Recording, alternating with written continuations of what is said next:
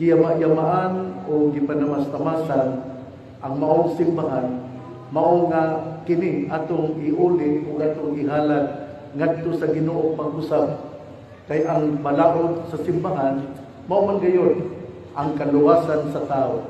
Pero kung adunay magbinuang sa maong kaluwasan, doon na po tayo responsibilidad. Mo na nga aniya ang mga kaparian, tungod kay miduyong kami, miuban kami, nga dunay dakong paghitabo, nga dili nato kabiyaan, o dili nato ingnon nga isaligi, ihikling lang. Importante kayo kini.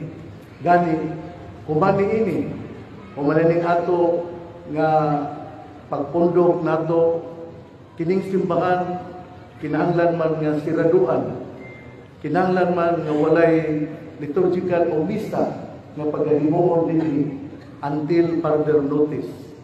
Nganuman aron inyong mahibaw-an nga ang simbahan balaan ug dili nato panamas-tamasan ang pagduwa o paghimo mga dautan, labi na kung kini murag isibya gyud sa social media, usa kini kabinuang nga buhat nga dili nato palabyon.